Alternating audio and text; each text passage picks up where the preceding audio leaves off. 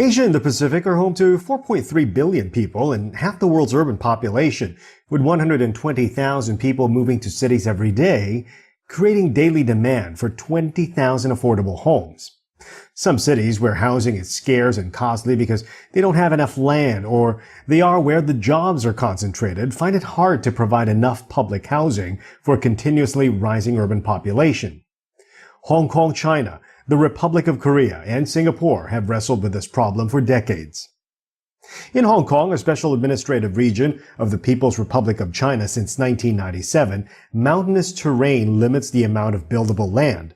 Only 25% of its 1,104 square kilometers is developed.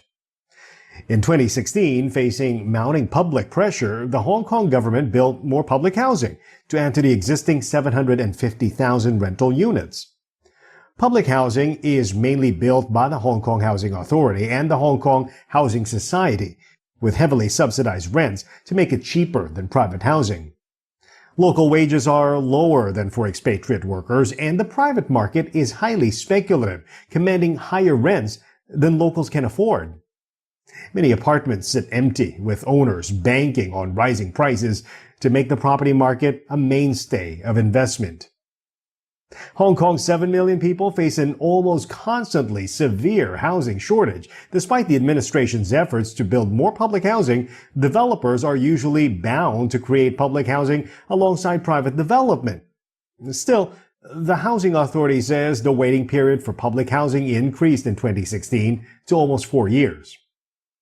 Housing policy expert Professor Chua Kwang-Wing of the University of Hong Kong says the longer waiting time is due to the lack of new public flats, lengthy land rezoning processes, and insufficient flats being vacated or offered for rent.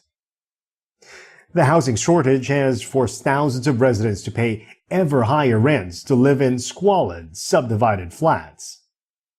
Chua says he doesn't see the supply of public housing improving anytime soon, and that the situation might even worsen. The Republic of Korea has had more success in public housing, which has been integral in its urban planning since the Korean War in the early 1950s. In the 1980s, the government built several new towns in and around the capital, Seoul, including second-generation new towns near Seoul. The government also built massive housing projects along with infrastructure connecting new towns with the capital and other cities in the Seoul region.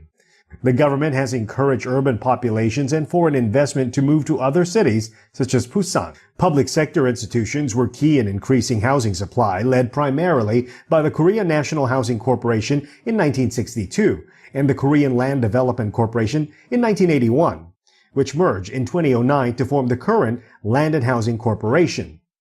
Non-urban land could be purchased for public development projects through eminent domain, capping land prices and avoiding speculative spikes, which allowed timely construction of housing. The government planned and regulated the whole process, from selecting location and size of land to determining the number and composition of houses to be built, to allocating the houses to would-be buyers. The private sector played a minor role in the process, so there was little or no diversity in the provision of housing. The Republic of Korea's public housing policy has so far managed to keep pace with urbanization, but new challenges have now emerged from sluggish economic growth, a low fertility rate, an aging population, and widening income inequality. Singapore isn't as cramped as Hong Kong, but public housing is now vital. The government is intent on controlling the supply of land and developing affordable housing itself. 4/5 of Singapore's permanent population live in subsidized units built by the government, most of them as owner-occupiers under the control of the Housing Development Board, or HDB, which was set up in 1960 to build cheap rental housing for poor families. Later, the government acquired much of the land that was not then under its control and gradually moved Singaporeans from villages into concrete high-rises. Singapore now has some 1 million HDB apartments, mostly clustered in 24 new towns that extend in a semicircle around the city's coastal core. The government sells a fresh batch of future flats each year, predominantly to first-time buyers. They all come with 99-year leases and are sold at lower than market prices, although successful applicants must wait 3 or 4 years for their blocks to be completed or buy existing HDB apartments directly from their owners at market rates. While Singapore claims it doesn't have a housing problem, there have been complaints that it favors married couples, locking out young single adults seeking to leave the extended family, and single unmarried mothers. And the poorest families live in cramped studios or one-bedroom apartments. While they may have a roof over their heads, they do not share in Singapore's prosperity.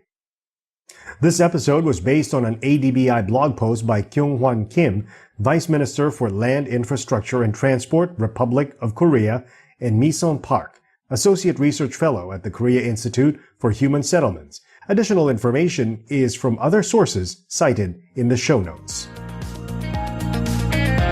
This has been Asia's Developing Future, brought to you by the Asian Development Bank Institute in Tokyo.